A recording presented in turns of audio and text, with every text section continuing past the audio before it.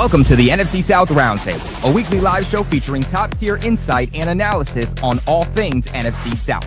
From the best creators in the division, including Atlanta Falcons creator Berto, Carolina Panthers creator Clay, New Orleans Saints creator TJ, and Tampa Bay Buccaneers creator James. Catch the NFC South Roundtable every Tuesday at 8 p.m. Eastern on the NFC South Roundtable YouTube channel.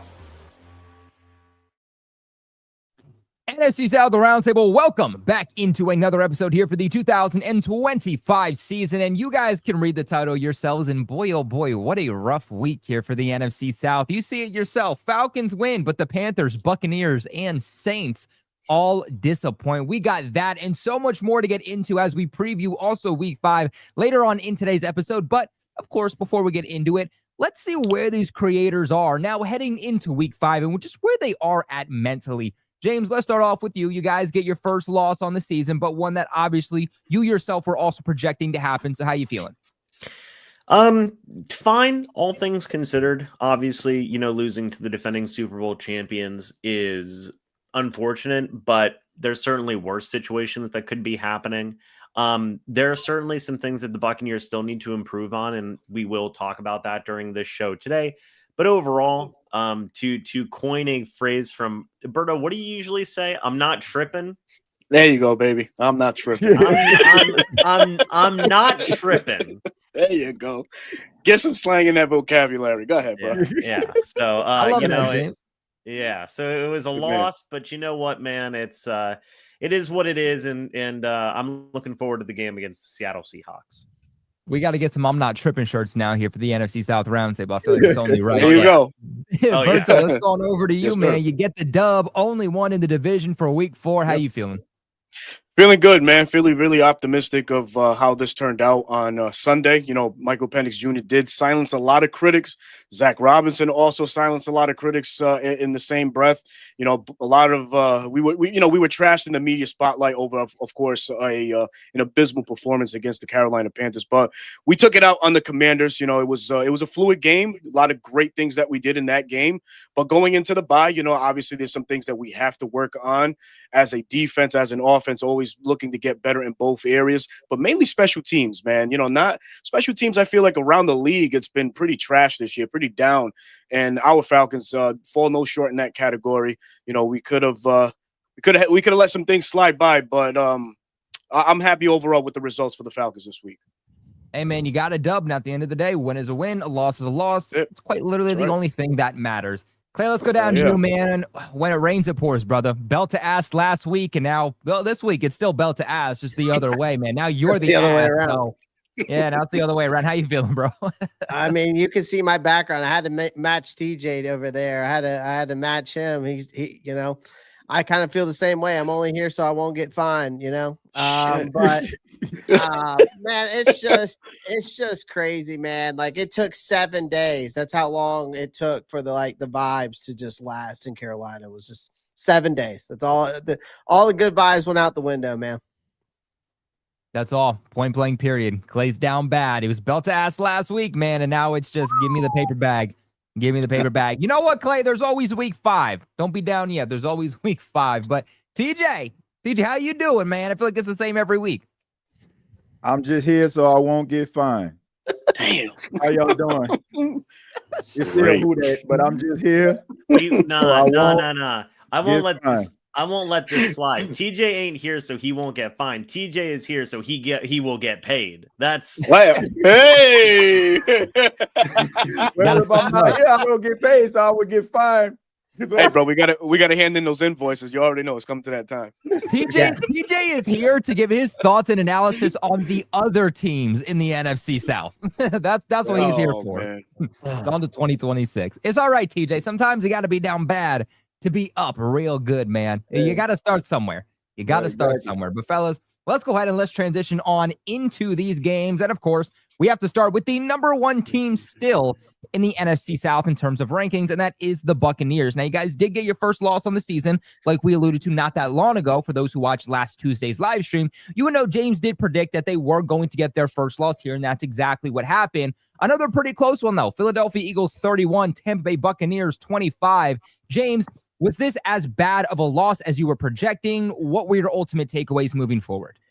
You know, man, this was a game where the Bucs just made a few too many mistakes, in my opinion. There was a couple of instances where, just some stuff was just, man, you can't just make those types of mistakes against the Eagles. The Baker Mayfield interception that he had with like 7 minutes left in the game, it was 1st and 10 at I think like Philly's 11 or something like that. Mayfield just got a little bit too greedy. Godwin called for a pass in the back of the end zone. Baker was rolling out right, had 3 guys in front of him, went to throw it, and got a little bit tipped at the line of scrimmage and resulted in an interception, unfortunately. Another situation that happened was Bucky Irving's fumble, I believe a little bit midway through the 3rd quarter. I personally don't believe that was a fumble, but at the end of the day, situations don't necessarily come down to one call or one play specifically. It's usually a combination of things.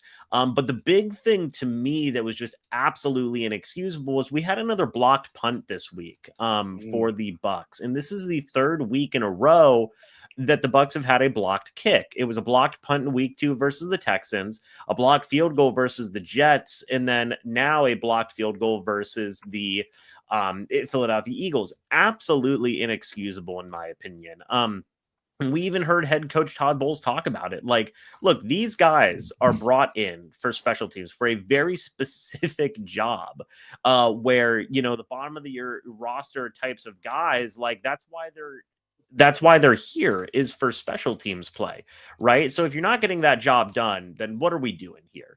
So I don't necessarily know if they deem it a problem with the punter, Riley Dixon. The Bucs did actually bring in 2 punters for a workout today, Ryan Stonehouse and the former Buffalo Bills punter in week 1, whose last name is eluding me. I know his first name's Brandon, but they brought those 2 in for workouts today. I believe they also brought in a long snapper for a workout today as well. I did a couple of film studies of these blocked kicks over on my channel just to dive a little bit deeper into it. And I think part of it is the punter's fault. Part of it is the special teams execution. But, we talked about it. We talked about it here on the roundtable where these were going to turn into circumstances where like, hey, you can overcome them and get a win, and that's cool and all. But if you don't fix these issues, it could very well start to result in losses. And it was part of the reason as to why the Bucs lost against the Eagles. So it was extremely disappointing, that aspect of it for special teams, lack of execution. It's absolutely inexcusable in my opinion. And we do need to see things change and improve in regards to that. Otherwise, you're just going to keep on digging a hole for yourselves as a football team. So, I am happy that they came back, they fought back, and that's awesome. I don't personally subscribe to moral victories at the end of the day. So there are certainly a lot of things that they need to improve on to get back into that win category. But it was a close game, all things considered. Certainly, James. And hey, you're going up against the defending Super Bowl champions who are undefeated. So again, how upset can you really be? But Berto, let's go on over to you. What were your thoughts about the Buccaneers losing their first game of the season to the Eagles? I mean, yeah, we kind of all felt like these injuries were going to pile up and obviously come and get the best of the Buccaneers. But, I'm not going to be on here just, bashing the Bucs, and that sounds crazy, right, as a Falcon fan. But I just got to give credit where credit is due, right? Todd Bowles is the right coach for these Tampa Bay Buccaneers. The veteran head coach has this young squad playing with heart. At 21-3, you felt like, that's a giveaway. That's a game that is a safe lead. But damn it, I know from experience, nothing in this league is guaranteed, and that victory for the Eagles wasn't at the end of the day. They came back in a valiant effort and they gave it their all, right? But special teams was a blunder. Baker Mayfield being over aggressive in a couple throws, one primarily in the end zone to Jahad Campbell, negated what would have been a fantastic comeback. But the Bucs overall played a good game, in my opinion. They outplayed or outscored. Out total yarded the Bucs. The Eagles 376-200. They dominated in time of possession and first downs as well. So, it just goes to show how deep this Tampa Bay Buccaneers team is. And they're gonna, again, I'll say, like I said last week, man, they're a force to be reckoned with in this NFC South competition. But yeah, they got a loss. We'll see how they bounce back from this one. But as they've been doing all year, finding ways to win, I think Tampa Bay can continue finding ways to win versus their next opponents. Certainly. Clay, let's go down to you. What were your thoughts on this Buccaneers loss? Yeah, I mean, I predicted that they were going to lose. I didn't think that in the fashion that they lost, but it was close, right? I mean, at the end of the day, Bucky Irving was electric. I mean, had a total of 165 total yards. Rookie Emeka Buka just continues to shine, and then Chase McLaughlin. I mean, my goodness, a 65-yard bomb before halftime, which was crazy. That's insane. I feel like the field goal kickers in this league are just getting out of control at this point with these 65 plus and what's his name down in Jacksonville, I think hit a 67 in preseason or whatever it was. So it's crazy where the kicking game has gone in this game so far. But Baker Mayfield is who I really kind of want to harp on a little bit, because he's been, I feel like, a top 5 quarterback the first 3 weeks of the season, right? And he had a Barry Baker game in this instance. Like, yeah, there was some magic late. Not really going to get on him too bad because it was just some shakiness. One pick, almost had a few more than a fumble, but just way too many batted balls in this game.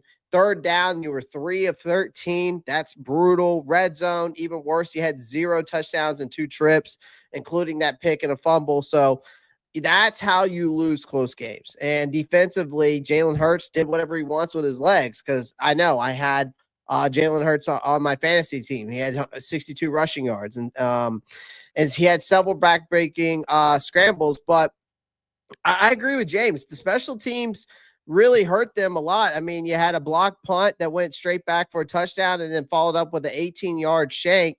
That is just a nightmare situation for your special teams. And I know Cole Hall really once we talk about my Panthers, but again, this team that Tampa, they continue to show flashes. They were just outplayed, outcoached, and just out physicaled in this game, in my opinion. The blueprint is there, I think, for them to hang with a team like Philly. But if they don't fix some issues on that offensive line, fix the third downs and special teams, they're going to keep getting exposed against teams like the Philadelphia Eagles. Certainly. I thought that was a great analysis. Good job by Clay. I mean, James, I'm going to be honest with you. I'm here working. My team's doing their thing. I'm doing my live watch parties. I'm doing my post games on Bleacher, back on my channel, all that good stuff like we all do for our respective teams. And I just keep seeing notification come down about these big plays that the Buccaneers are having. I'm like, they got to be in this game, right? Like, this has to be a close game. And I saw that you guys lost in the fashion you did. And I was just like, wow, all the splash plays you had, the big playability that you guys had throughout this game, certainly disappointing that ultimately you weren't able to come out with this win. But TJ, let's go on over to you. What were your thoughts on the game? I thought that it was a valiant effort by the Tampa Bay Buccaneers to try to rally late. But I just think that the Philadelphia Eagles, they just had more depth at this time than Tampa.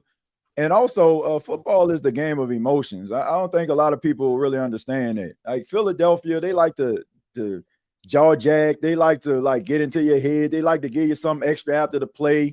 And, Baker Mayfield is an emotional guy, and sometimes, that can be a detriment to you. I think that very early in the game, Philadelphia was trying to take Tampa out of it with some type of funny antics and stuff like that. And, man, you just see some extra stuff. I mean, extracurricular activity. I think that it played a role. Also, you don't have Mike Evans. I feel like he probably would have played a huge part in the game. But credit to the Tampa Bay Buccaneers. Bucky Irving stepped up. You had Emeka Buka. I mean, he continues to show that he's going to be the offensive rookie of the year. I don't think anybody's playing better than he is.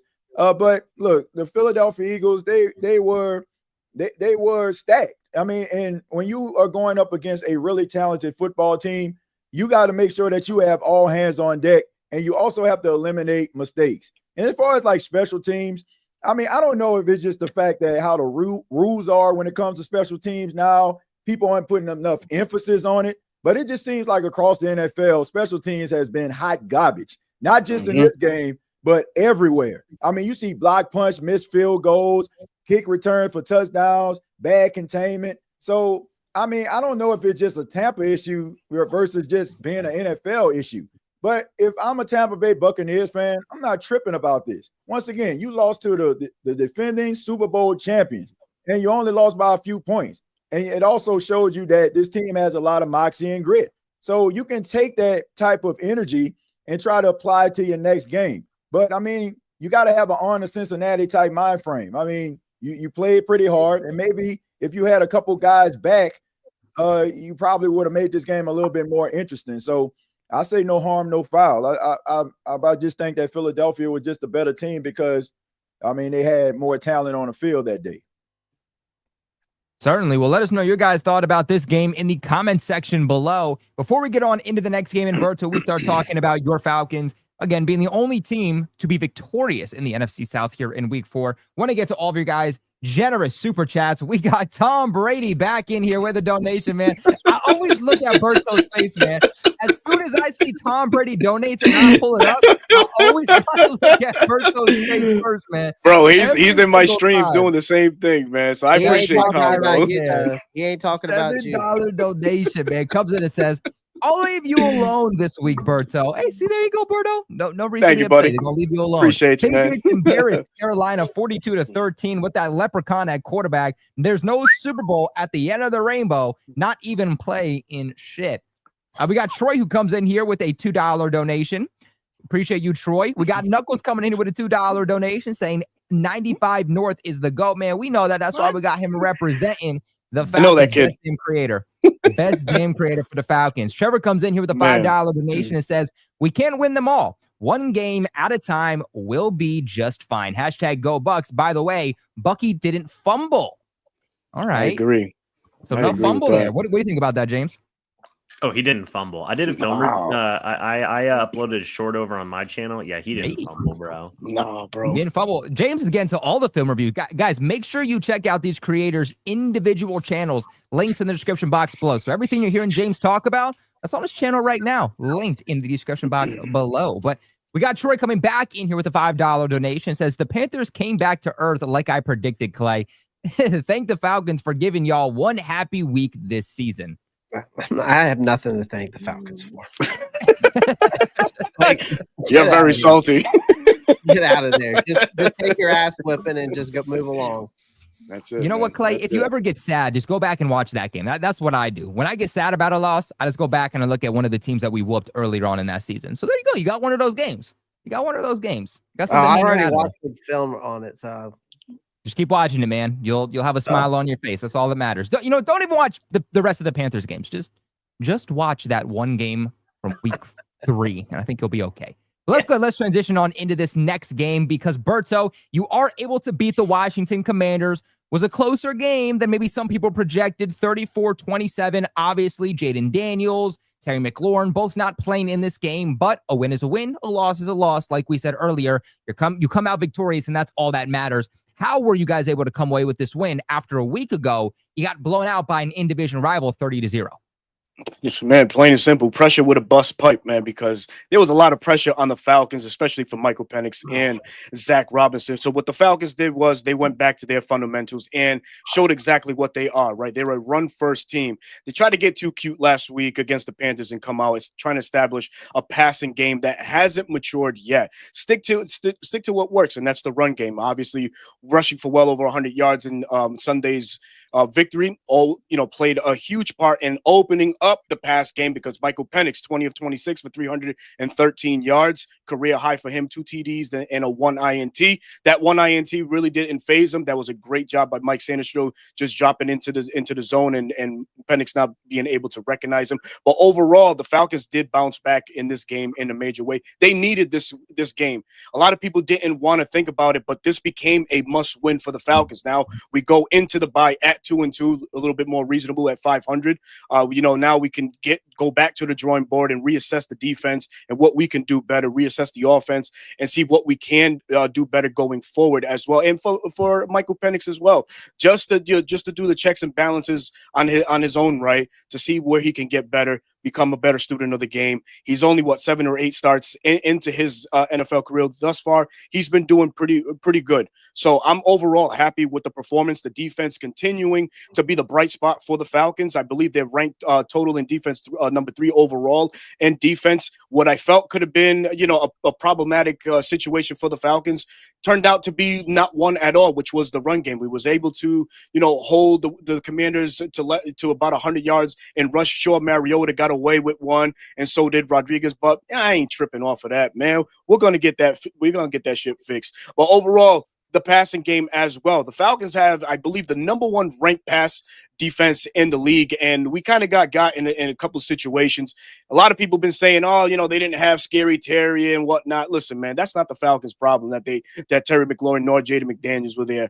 The game still had to be played, and we showed up just like they did, but we were the better team in that. But overall, I think the Falcons did a good job keeping those wide receivers in check. And I'm happy with the victory. Again, we go into the bye now. We get to reassess and just sit back. We hopefully get some players back. I know we lost Darnell Mooney in this game to a hamstring injury. Hopefully that doesn't there's no more time missed after just a bye. Hopefully we get Braylon Trice back, a edge defender that hasn't made his NFL debut yet. And we're certainly counting on last year's 3rd-round pick to, contribute to a pass rush department. Falcons finished with 2 sacks yesterday, giving us 10 for the season. So there's much to be happy about on otherwise a disappointing factor that has been the defense in recent memory. Great analysis, Berto. Great analysis, and a game to hang your hat on, of course, because many people do project that the Commanders will be a postseason team. So it doesn't matter who played or didn't play. You got to win, and this could be big for you guys when it comes down to ultimate playoff seeding down the road. So let's 100%. Go down to you. What did you think about this game? Well, Washington will be a playoff team once they get Jaden Daniels and Scary Terry back. But yeah, I mean, I got to give the Falcons what credit's due, man. They get back to 2-2. I'm not even going to mention last week's game because I got to give Michael Penix credit, man. You fire wide receiver coach, you move. I think, if I'm not mistaken, Berto, y'all moved Zach Robinson to the sideline instead from the box. Mm-hmm. So, maybe that was just a little bit of magic that they needed, just a little switch, right? So, best game by far, I felt like I've seen from Penix, in my opinion. I mean, he had a 77 completion percentage. He actually looked like a guy you could lean on in this game, right? But your rookies, man, I've got to give the rookies the biggest shout out of all. I mean, Xavier Watts, James Spears Jr., Billy Bowman Jr., which I loved all these guys breaking down draft clips from these guys, Jalen Walker as well. The draft class looks like it's paying off for them. Pitts is quietly cooking. Shout out to him because he's on my fantasy team. I needed that.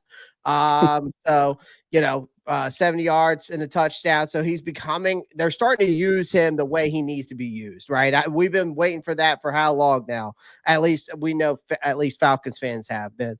I have been for like a fantasy owner because I somehow always end up getting him. But Darnell Mooney, tough break for him. He seems like he just can't catch a break with him. Obviously, luckily you have guys like Drake London, but of course, Bijan Robinson, another guy I got on my fantasy team, combined for over 200 yards, 2 scores. Guy's an absolute stud.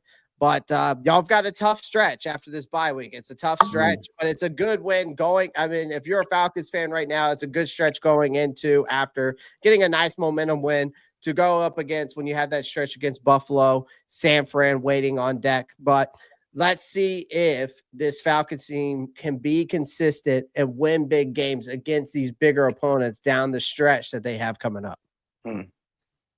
Certainly. TJ, we know you're going to keep it real with us. What did you think about this game? Well, I think that the Falcons did what they needed to do. You don't apologize about a win, regardless of who's playing or not. You take advantage of the opportunity. Marcus Mariota, he is limited as a quarterback. Were there a couple throws that he didn't make that Jaden Daniels probably would have? Yes, but like I said, you don't apologize for that. Michael Penix did respond to a lot of critics. I'll give him that, 20 or 26, over 300 yards passing. But this is the thing I've been talking about when it comes to the Atlanta Falcons, and this is why I continue to criticize them, because they're a good football team, but they're inconsistent. And you're not going to get to where you need to be by being an inconsistent football team. And this is why I continue to pound the table and continue to say that they will not reach their full potential until Raheem Morris is no longer the coach. And I'm saying that in a win that looked impressive by the Atlanta Falcons. They got all the talent across the board. Bijan Robinson is fun to watch. I hate the fact that he plays in the South. The thing about it is, when it all comes down to it, I just want to see this team be consistent. And speaking of consistency, I see a lot of Falcon fans inside of the chat here today. Why? Because they probably won a football game. However, when they got goose eggs last week, I didn't see y'all. So inconsistency from the franchise team. Leave the folks in the chat alone. He makes a good point. Like, look, I'm sitting up here. My team is 0-4. I'm here. I see the Who Dat Nation in there every single week. All I'm saying is, I want your team to be consistent, and I want the Falcon faithful to be consistent. That's the reason why I continue to talk about y'all. But really good performance. Defensively, those youngsters are stepping up. I like the dynamic of Bijan and Tyler Algier, and Drake London, unfortunately, cooked my guy, Marshawn Lattimore. Look, we give Mickey Loomis a lot of flack in New Orleans, but one thing he did get right, unfortunately, was trading away Marshawn Lattimore, because he is unrecognizable in a Commander's uniform. I know he did take a step back, man. That's my guy, but I got to call a spade a spade. Sorry, Marshawn. There you go. Certainly, James, let's go on up to you. Wrap us up with this game. What were your thoughts on Falcons and Commanders? Yeah, I mean, I think everybody hit the nail on the head where this was a game that the Falcons really needed, specifically offensively.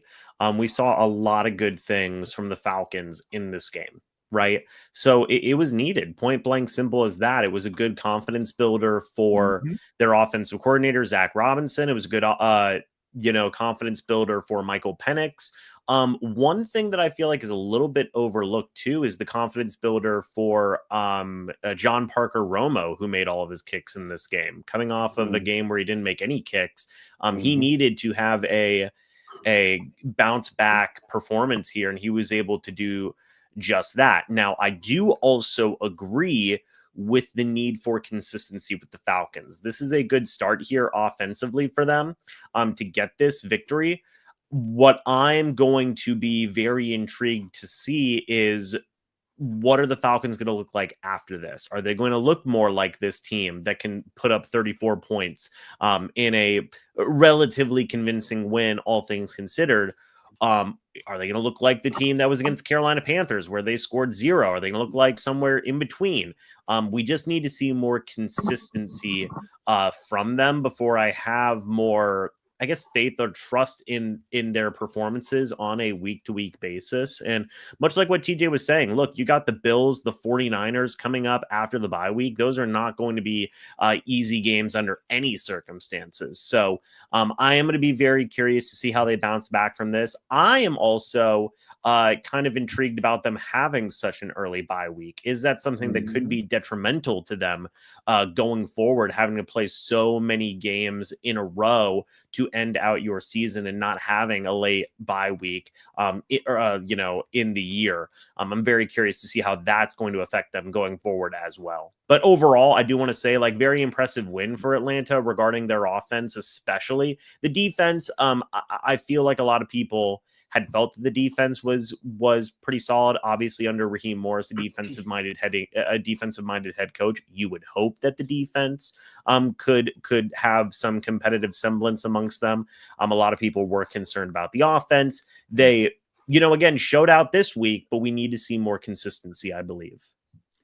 Yeah, I mean, that comes down to the fact that, man, you can't read your own press clippings. And I think sometimes when you're playing to try to quiet the noise, that's the reason why you're not consistent. I think if they have the 1-0 approach, if they get the 1-0 approach every single week, we won this week, 24-hour rule, keep it moving, I think they'll be fine. But if you're hearing the media bashing you and talking about how you're terrible and are you worth the draft pick, and then all of a sudden you go out there and throw for 300 yards or you execute to the fullest, you shouldn't have to wait for someone to tell you that you're not good enough. Like, you should be motivated by trying to be the best team possible. I remember that final game against Carolina when I seen Bijan Robinson, and I want to say it was Drake London or Tyler Algier. They walking off the field and they like, we're in a good place. Like, you got to have that mind frame every single week. So if they can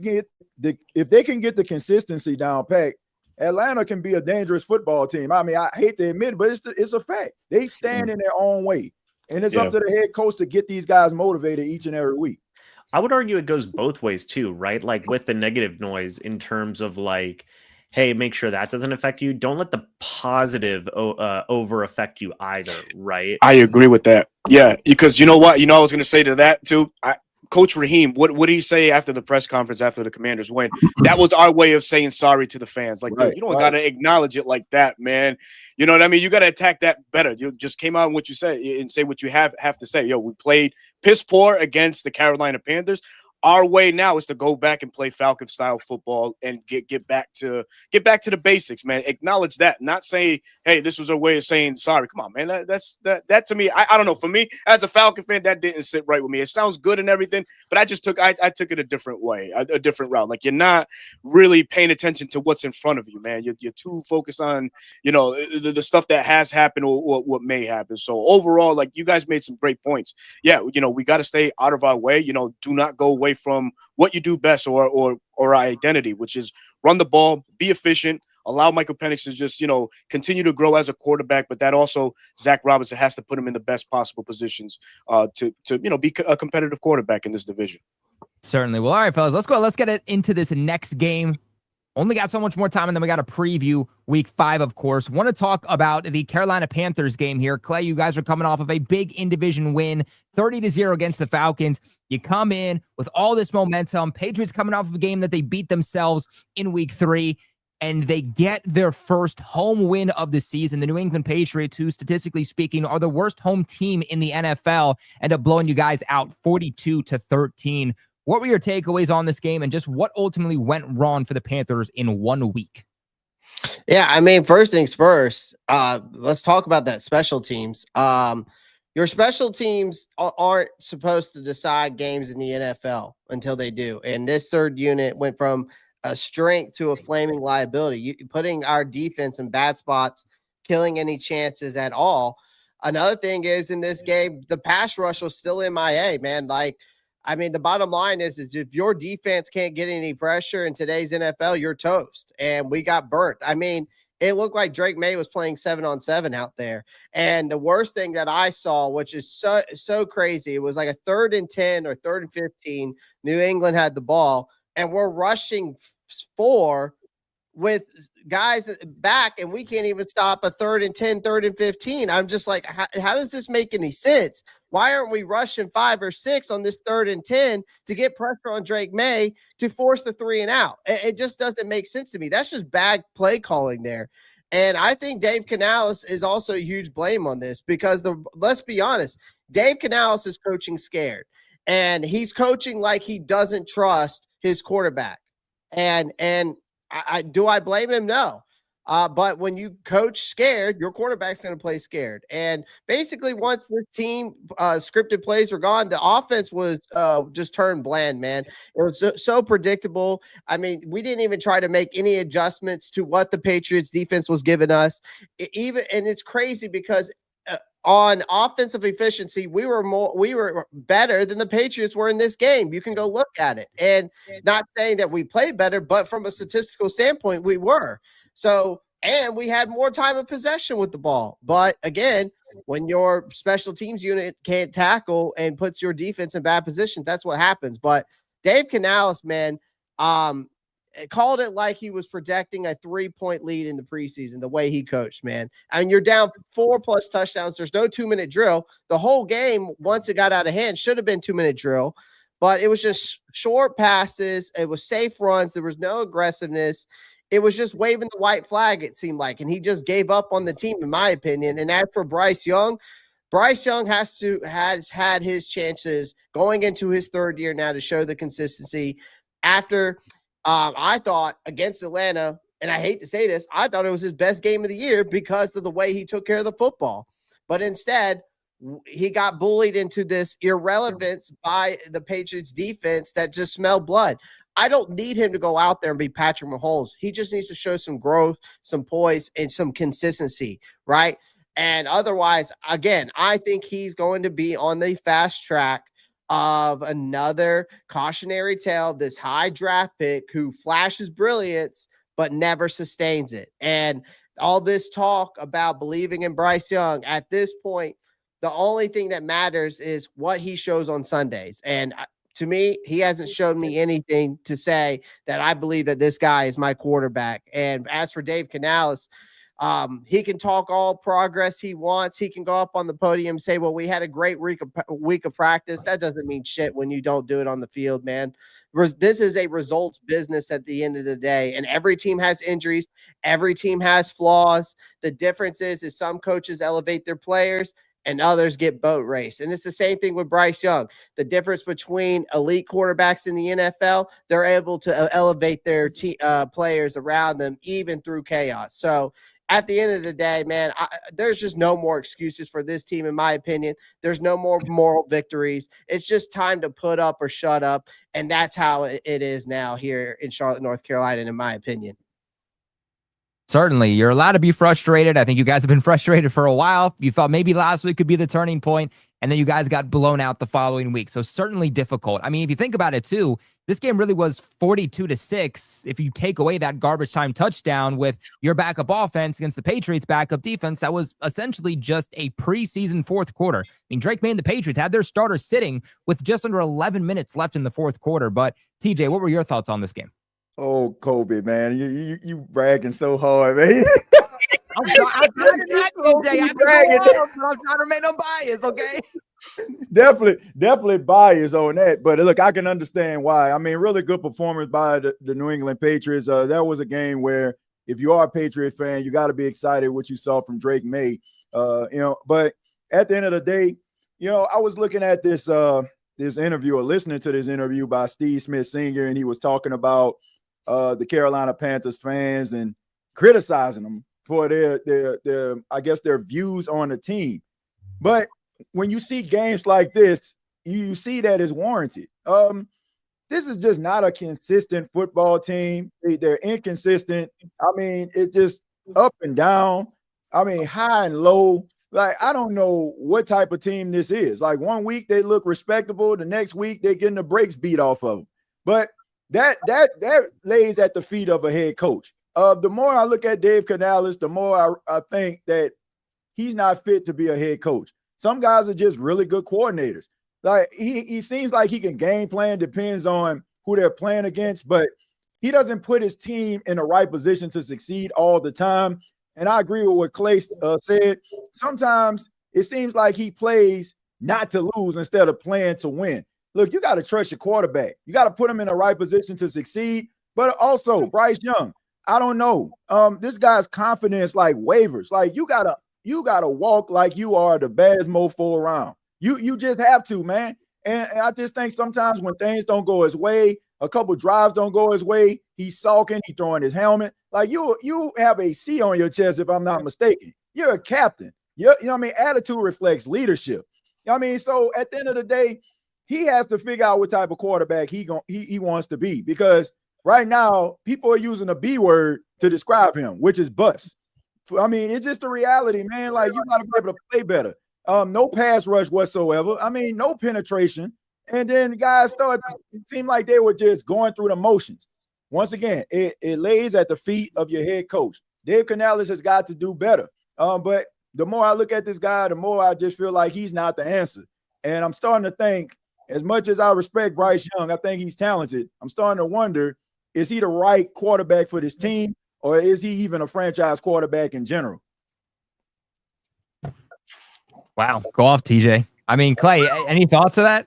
No, I mean, I totally agree with him. I said it on my show yesterday. I think he is a bust. I think that we're talking about a guy who was 1-15 on the road in his career.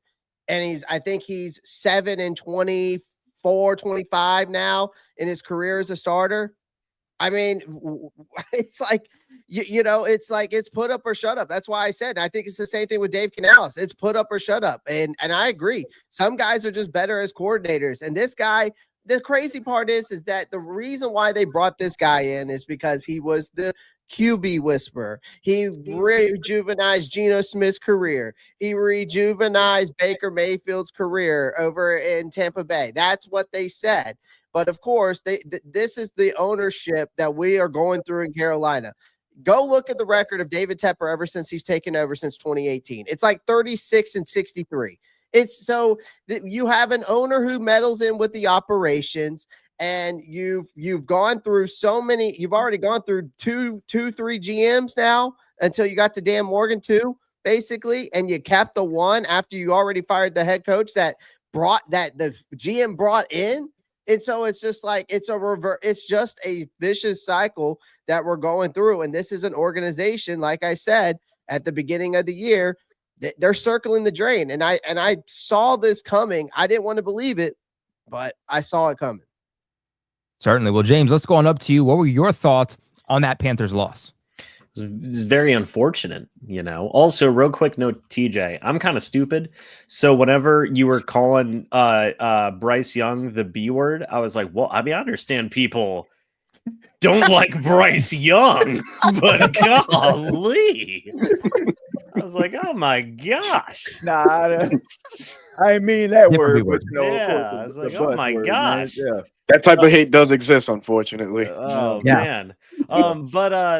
Listen, very unfortunate loss for Carolina here. I was seeing the score, and it was getting worse and worse. And I felt for Clay so much. I was like, golly, this is awful, man. This is brutal. And, it's weird that, like, we almost find ourselves in the same situation this year as it was a calendar year ago last year for the Panthers, where it's like, what the heck are they going to do with Bryce Young? Is it time for Andy Dalton to go out there? Like, what in the world is happening right now? And I genuinely don't know what they're going to do. And I agree with what everybody else was saying, where it's like, hey man, like, really great win versus the Falcons, but then to come out and have a situation like this is just like absolutely inexcusable. And I agree with that, and I saw Clay post on his channel about how, like, hey, Dave Canales is firmly on the hot seat right now. And I would agree with that. I mean, look, the sole reason you brought in Canales, right, was his ability to work with a quarterback, right? And you are finding that no matter what Canales does that he thinks is going to work, it's not working with Bryce Young. It may work for a game, maybe 2, but that's about it. And that is just simply not good enough. So I genuinely don't know what the Panthers are going to do or what they're even going to look like throughout the remainder of this season. I mean, if things get worse and we have another loss like this, do you see Dave Canales getting fired? That's a genuine possibility, in my opinion. So I'm going to be very curious to see what the Panthers do here. They are incredibly close, I feel like, to just hitting the absolute reset button on the Bryce Young, Dave Canales, maybe even Dan Morgan era. And if that happens, I mean, anything would be on the table for them, to be honest with you. But absolutely a crushing loss here. I want to give you a fun stat real quick, by the way. I just saw this coming across my screen. 1-14 on the road. You know who's in the same category as Bryce Young? And you can tell me if these guys were good quarterbacks after this. He's 1-14 on the road. The other guys that he's getting compared to, or is at least has the same record and whatnot, Steve Dedberg, Dan Pastorini, and Blake Bortles. Did any of those guys end up having good careers? Don't you doubt Buccaneers great Steve DeBerg, okay? Right. I mean, look, you know about Steve DeBerg. He was with the Falcons. I do. He sure was. I'm keeping shut. Is it Ryan Leaf in that list too? Ryan Leaf? He broke Ryan Leaf's record. Sheesh. Damn. Hey, Bertha, well, why don't you wrap us up with this game? Yeah, man. Listen, man, this is a snap back to reality moment for the Carolina Panthers, giving a lot of bulletin board material for these New England Patriots. You know, everybody sees it. No one believes the notion that, oh, we don't listen to outside noise. Yeah, that's bullshit. They read the headlines. They have the ears to the street. Let's just put it that way. And you guys gave them too much bulletin board material, man, doubting them that they run vanilla coverages or defense that do nothing special on offense, and then you guys get mollywopped the way that y'all did, 42-13. But again, look, guys hit a lot of great pointers, man. I'm disappointed in this fashion because I was a fan of what Carolina did in the offseason, free agency, in the draft. I thought, okay, we're going to probably start to see the best of Carolina come out. Third year with Dave Canales as that marriage going on, and it's just proven not to go anywhere. There's no traction. It feels like the air's being let out of those tires, and it's not going nowhere. Andy Dalton comes in, and obviously he's not going to spark anything. But I feel like one more loss, and yeah, man, it could be a massive reset on everything going on in Carolinaville, man. It just sucks, man. But y'all effed up when y'all took him first overall, man. You guys gave up a king's ransom to move up that far, and you guys will feel that somehow, some way, man. But to the game at hand, man, y'all got what y'all deserve, man. No, nothing else could be said about that, man. Now, I want to comment on that real quick. See, like, to say, like, effed up by taking Bryce Young, I don't know if I agree with that because, like, for all we know, in the right set of circumstances and in the right organizational situation, Bryce Young could have been something, right? And we're even seeing scenarios where guys, are labeled as, hey, you effed up drafting this guy. They bounce around the league for a couple of years, and then all of a sudden their careers are revived. Mayfield was a former number 1 overall pick. Sam Darnold was a former number 3 overall pick. Jared Goff was a former number 1 overall pick. These guys are able to revive their careers. In Geno Smith, is a former 2nd round pick. Like, these guys are able to revive their careers in different circumstances because they get that sustainability around them as an organization, right? That is so key, I feel like, to a quarterback's development in today's modern NFL. And unfortunately, look, and I'm not saying no blame on Bryce, but it is also very fair to say that, quite frankly, he has not had the right structure around him. Two of those quarterbacks you named were former Carolina Panthers, Baker Mayfield and Sam Darnold. So could be organizationally. I'm just saying. Yeah. Certainly. Well, hey, guys, you let us know your thoughts about that game in the comment section below. But let's transition into the final game before we get into these previews. TJ, another loss here for your Saints. It felt like y'all were in this game. There were possession changes throughout it. Now, ultimately, look at the final score. You look at the box score. You might have thought, okay, this game really wasn't all that close. But it felt like that final touchdown they got was in garbage time. And it felt like up until the end, you guys really were in this game. So what happened? Yeah, man. I mean, it was a step in the right direction. It definitely was what Saints fans needed, especially since what we saw last week versus the Seattle Seahawks when the Saints got the brakes beat off them in Seattle. So this was a really good response by the Saints. But like James said, there's no moral victories in the National Football League. It's rather you're winning a game or you're not. But there was some positive things. They were able to run the football really well. Kendre Miller came alive. I'm really impressed at what I've been seeing from him as of late. Him and Alvin Kamara, along with Spencer Rattler, they rushed for over 180 yards. And also defensively, I thought that they held Buffalo in check for the most part. They sacked Josh Allen 3 times. They picked him off. It was his first interception of the season. And you're also starting to see some of these young guys step up. Ernest Stinker, the safety, he was able to get an interception, had 3 pass deflections, and did a really good job on a really good tight end in Dalton Kincaid. He wasn't much of a factor in the game. He had a touchdown, but that was late. When you're going through these type of situations, I mean, you're just looking to see if some of these young players can develop into something. Spencer Rattler, thought that he played solid like he has been over the last couple of weeks, but there were a couple throws that he could have made. And, Spencer Rattler is a gamer. He's a guy that's going to give you everything that he has. But sometimes in life, it's rather you got it or you don't. He's doing everything that he can to win a football game. He is using everything that God has given him in order for him to play the quarterback position. But sometimes you need that little bit of extra. It's the reason why we respect some of the greatest quarterbacks of all time. When the game is on the line and the chips are on the table, they deliver. We seen Josh Allen do it. I mean, the game was a little bit nip and tuck, and then all of a sudden, Josh Allen breaks off a big run. Josh Allen moves outside the pocket, hooks up with Dalton Kincaid. That's what great quarterbacks do. They rise to the occasion. And right now, the New Orleans Saints don't have a great quarterback, and in my opinion, don't have a franchise quarterback. But at the end of the day, I was impressed at some of the things that I saw.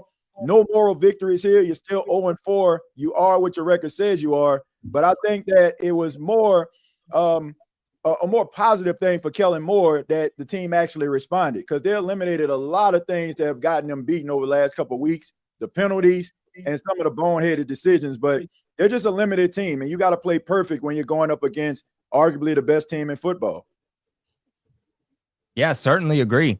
Let's go ahead and let's transition on here up to James. James, what were your thoughts on this game? And look, obviously we understand where the Saints are at this point. They're rebuilding, brand new team, one of the worst rosters in the league. They're going to have to try to rebuild that over the next couple of off seasons to truly become a contender and do that in the right way. But even though they lost this game, I know, James, you don't believe in moral wins or moral losses, but at the end of the day, do you look at the way that this team is trending for the Saints and you say, I can see what you're trying to build upon? I want to say this real quick, Colby, Mr. Colby Cochran. I see what you're doing. I see you as these weeks are progressing. You slowly but surely stir the pot more on a week-to-week basis. We know what the Saints are. They're terrible. They're trash. They'll never amount to anything. Right, James? Right, everybody? I see you. I see you. You can't fool me. He never said not amount to anything, boy. You gaslighting like a mother, man. I see it. I see it. Dad, pay attention to Colby. Okay, we ain't gonna let this slide. Okay. Oh man, you're messy, James. You are messy. Very unfortunate loss here for the Saints. Okay, I had a crazy theory when TJ was giving his points. I do wonder, and hear me out, everybody. What if, there's a specific team out there that needs a quarterback in the Cincinnati Bengals, right? What if they trade for Spencer Rattler at some point, and then the Saints start the Tyler Shuck era if they keep on losing? I don't know, just a thought I had. But very ugly loss here for the New Orleans Saints. And I do agree that they are getting better at certain things. But again, we talked about it. This just isn't a roster that is ready to win many football games, period. Right. So I'm going to keep it short with that is, look, you're playing one of the best teams in the entire NFL. You don't exactly have the most talented roster in the world right now. You could have a lot of your guys playing lights out, and even then it's still probably not enough. And that's kind of a big example of what we saw in this game. But there was some nice things that I saw from the defense for the Saints, especially early on in the game. And the offense still continues to be fine overall, but unfortunately it's still not enough to get their first win. Certainly, Berto, let's go on over to you. What were your thoughts about that Saints loss? Bro, I was on live stream and my people were like, hey, man, listen, the Saints are they're putting it on the Bills, man. And man, first offensive possession, 69 yards on 7 plays, explosive to jump off the gate, capped by a Keandre Miller touchdown there, 18-yard touchdown run. That's one area I felt like the Saints could have capitalized even more to open things up and made life a little bit easier for Spencer Rattler. The Buffalo Bills came into that game the worst run defending team in the NFL, and I was hoping that New Orleans would have picked up on that and stuck to the guns on that one. But obviously, they had different plans. But overall, Buffalo was able to figure them out quick and just put clamps on them. Hence the reason 19-31 was the final score.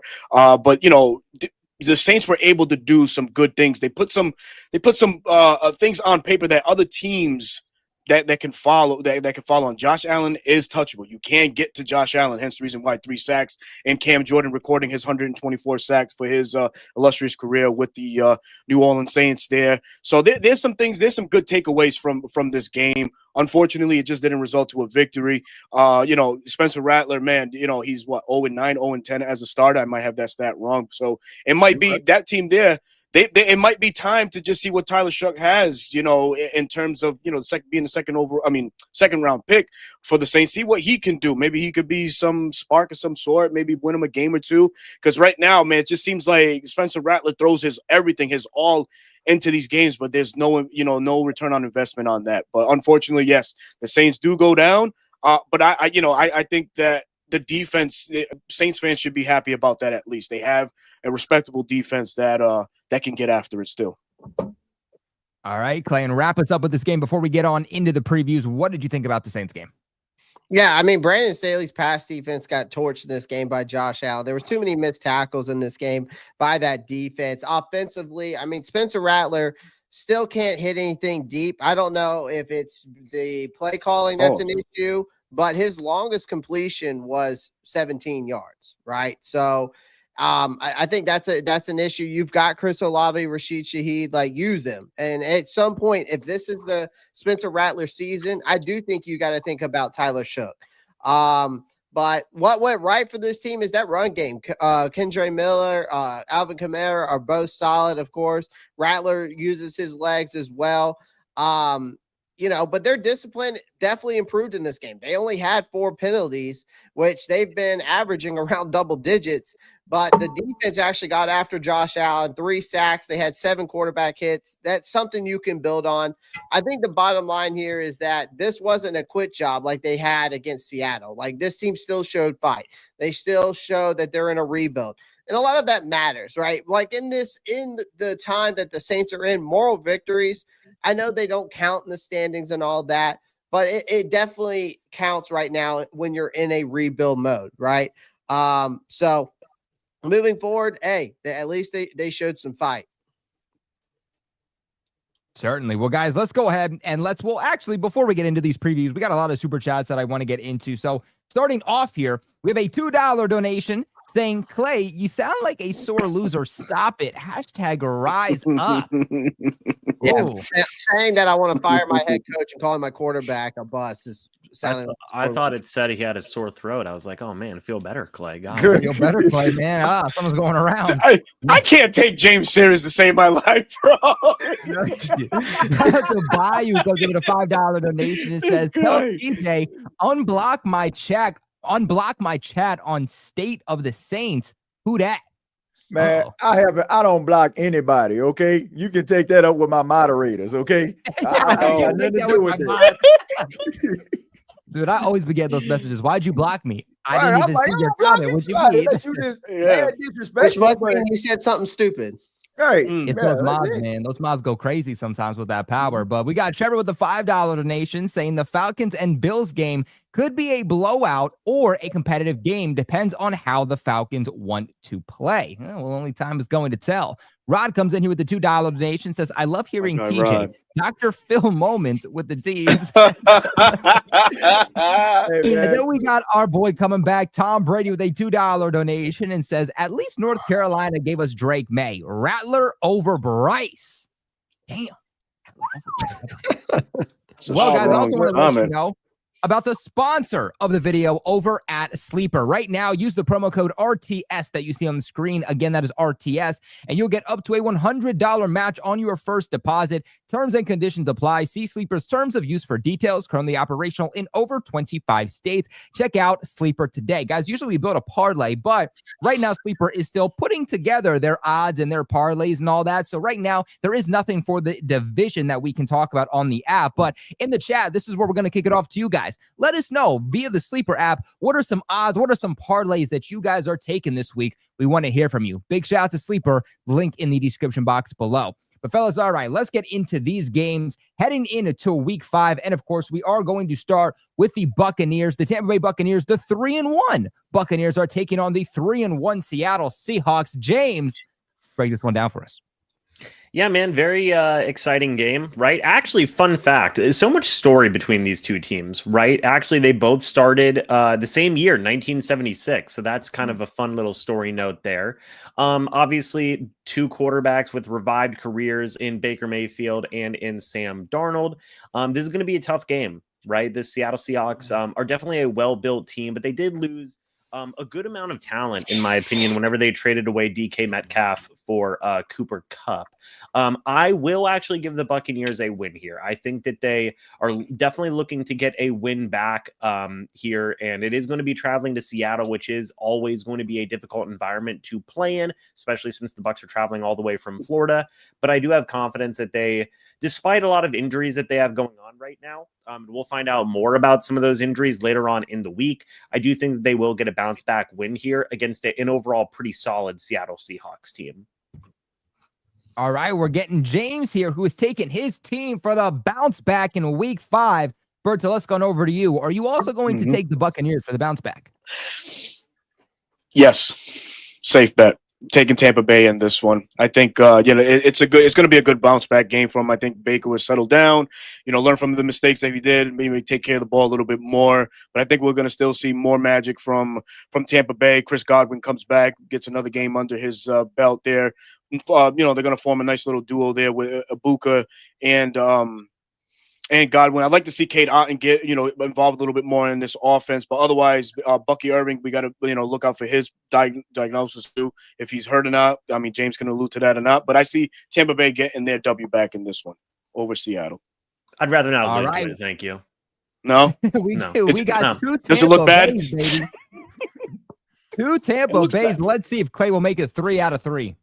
Yeah, I mean, both of these teams like to stuff the run, so it's really going to come down to which quarterback cracks first, I think, between Baker and Darnold. But this Seattle's defense is very opportunistic. They generate a lot of turnovers in bunches. Baker's only thrown 1 pick all season, so he's been the best in these tight late game moments as we've seen all season. I expect a back and forth game where neither team ever really fully pulls away. I think Seattle will try to rattle Baker with pressure. I think this Tampa Bay receiving duo, as Berto was alluded to, can flip a game in one play for sure. So I trust Baker's chaos arm, the magic that he brings a little bit more than Sam Darnold's roller coaster of an arm. So I'm going to take the Bucs. All right, Clay's also going to take the Bucs. TJ, are you going to make this 4 out of 4 Bucs? Man, as much as I want to see the Bucs bounce back, I got to take Seattle in this game. And here's the reason why. I think a lot of people aren't paying that much attention to Seattle, but they have a really good front four. They don't blitz, and they always seem to get home. And they're not one of those teams where quarterbacks can break off and run away. I mean, I watched the game versus the Arizona Cardinals this past Thursday. Those guys tackle. And then you also have Julian Love back, and you also have Witherspoon. So that's going to be an interesting matchup, Mecca Ibuka on Devin Witherspoon. I also like their running game, and they don't ask Sam Darnold to do much. They rely on running the football, setting up the play action, getting the ball to Jackson Smith and Jigba, and they have a really good red zone threat in tight end A.J. Barner.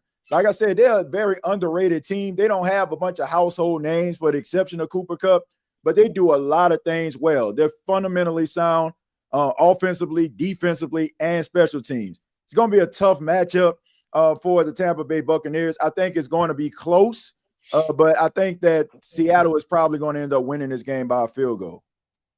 All right, so we got TJ as the Lone Ranger, not taking the Buccaneers, but rather taking the Seahawks. Let us know your guys' thoughts in the comment section below. Now, Berto, we would transition on over to you, but your Falcons don't play football this week because they got an early bye week. So week 5, Falcons will be on a bye. They'll be back on the field for week 6. So we'll talk about them, of course, next week. So let's go ahead and let's transition down on over to Clay. Clay, you are playing the Miami Dolphins, one of the worst teams in the league. They are coming off their first win on the season, though, against the Jets. This feels like if you guys are going to string any wins together, Miami is the type of team you have to take advantage of. Will you guys do it this week?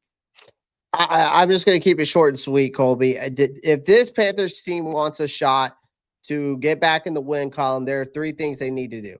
You need a heavy dose of Chuba Hubbard and Rico Dowdle, all right? Somebody and anybody stepping up in coverage to go up against Waddle and Waller, which I know that J.C. Horn can handle Waddle, but Waller is the one that I'm more worried about between our linebackers and safety. And then Bryce Young. showing he can string together some drives without puking on his shoes, for God's sake. So I think Miami still has more firepower, even without Tyreek. I know it's a short week. It's a road game, sloppy defense. I mean, they're beatable, but I'm going to take the Dolphins. I just think that until proven otherwise that this Panthers team can be consistent, I'm taking the opposing team. All right, so Clay is going to take the Miami Dolphins in this one. Let's go on over to TJ. TJ, could you see the possible upset? Yep. The Miami Dolphins are not a good football team. The Jets are just undisciplined and pretty bad. So if you watch that game on Monday Night Football, I wouldn't put any stock into that. The Carolina Panthers can match up well against the Miami Dolphins. I don't really trust Tua Tagovailoa, as most people like to call him, Tua turn the ball over. And that's what he's going to do. I mean, it's just plain and simple, man. Like, this is an undisciplined football team. Mike McDaniels is on a hot seat. And this is a great opportunity for Carolina to be able to execute and do some things well. Yeah, you got to worry about Darren Waller in the red zone. And Devon Achane is a very underrated running back. People are starting to wake up to him. I like Ollie Gordon. He's more of a change of pace back. They're using him a little bit more. But they like these explosive plays down the field. And I just feel like if Carolina is able to kind of neutralize those down the field throws, those aggressive throws down the field, then they should be okay, man. I think Carolina has what it takes to win this football game. They run the football, stay ahead of the chains, utilize Taylor McMillan, they'll be there in the end. So I got Carolina winning this football game. Mm-hmm. All right. We got Clay taking the Dolphins. We got TJ taking the Panthers. James, who are you taking? Well, I agree with Clay. I don't want to see Bryce Young throw up on his shoes. I mean, that's disgusting. So, but for me, you know, look, I'm going to take the Dolphins in this one. I really am. I just think that they have a better collection of talent, even with Tyreek Hill's leg exploding on Monday night. I think that they still have some talented weapons there. And ultimately, I just think they have a little bit more stability than what the Carolina Panthers are offering right now. And I'm kind of with Clay. Like, after this past, like, really, really bad loss, until proven otherwise, there's going to be a lot of times where I pick against the Panthers here. So for that reason, I'm going to be going with the Miami Dolphins. All right, Berto, let's kick this one on over to you. Who are you going to take? I think Carolina could be this week's Atlanta Falcons and come back, you know, after being humbled by the New England Patriots, come in and put in some work against and Miami Dolphins defense that ranks 26th in the league. They're piss poor in run defense, third down defense. And I think that Bryce Young, in order to, you know, reestablish himself, if you want to say that, and Dave Canales, they can put out a performance, you know, a memorable one against the Miami Dolphins. So give me the Panthers in this one, man. I'll take the Panthers to beat the Dolphins.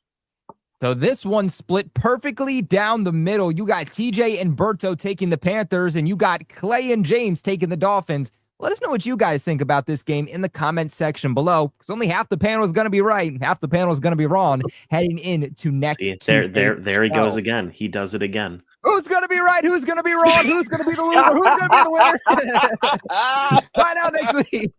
Oh, shit. But hey, let's go ahead and let's get into the next and final game here for week 5 of the NFC South. And that is the New Orleans Saints and the New York Giants. The Giants, who they looked pretty good last week. And of course, that's with rookie quarterback Jackson Dart, who also looked absolutely stellar. TJ, do you think you guys can get this win? I think the Saints are going to win this football game. I like what they did last week. If they can stay disciplined and do some of the things that they did last week, I think they should be okay. I think that Kellen Moore, his experience going up against the New York Giants and Brian Daboll from his time with the Philadelphia Eagles might play a role in this. I understand that Jackson Dart is a rookie, so you don't know what he can really bring to the table. He seems like a guy that comes with a lot of fire, and, you know, he's not afraid to run down the field, lower the shoulder. But at the end of the day, you know, I think if the Saints can kind of keep this thing close, they can find themselves winning this football game. Look, the city of New Orleans needs this football game in a major way. And I also think that this is a game that will determine the fate of Spencer Rattler. Like, you can kind of understand losing to Buffalo and Seattle and the 49ers, even Arizona to a certain extent.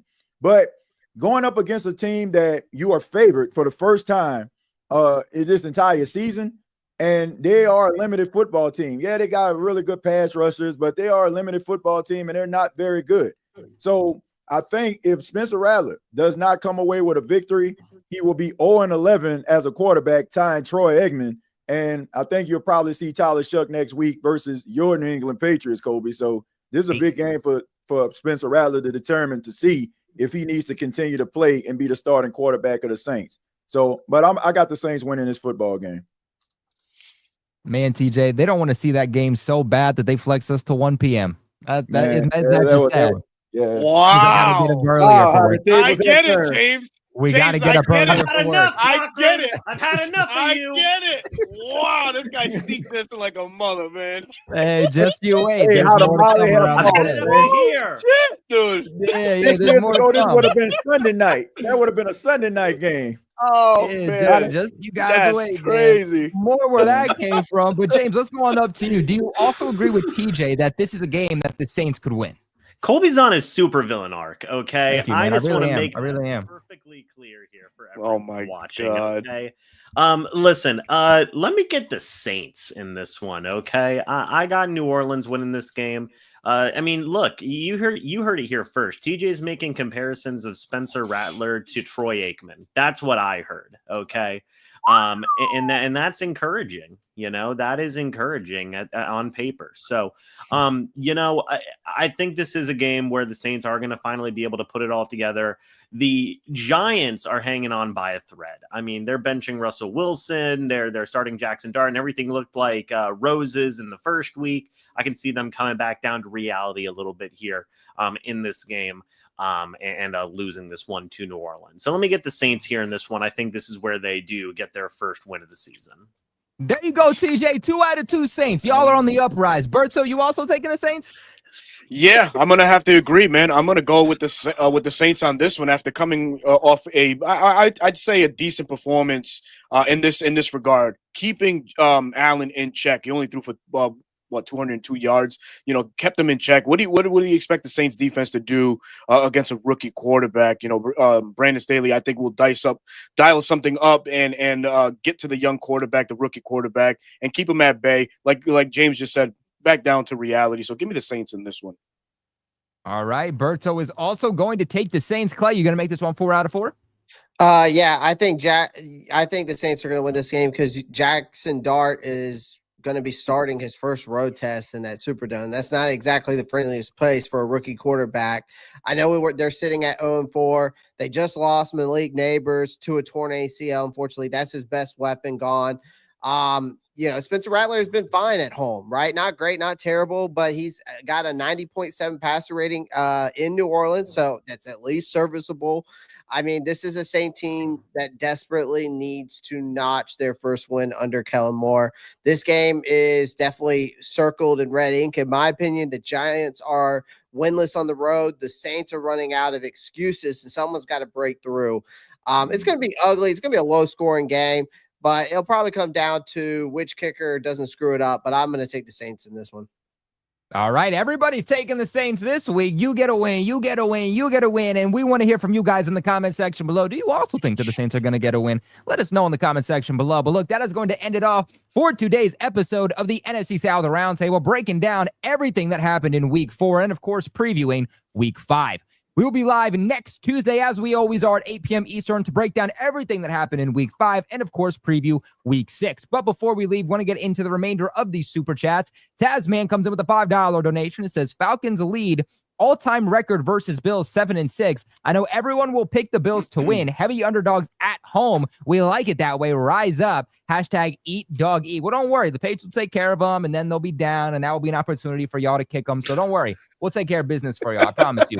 Zoe comes in here with a $2 donation and says 248 in the chat. Hit the like button and go Bucks. Everybody hit that like button right now. Like alluded to here by Zoe, we got 281 people watching right now, 233 on YouTube. No reason, absolutely no reason to not have 200 like buttons smashed by the time we end the show. You guys want to support us? That's the best way to do it, and completely free. Takes you less than a second. So guys, slam that like button right now.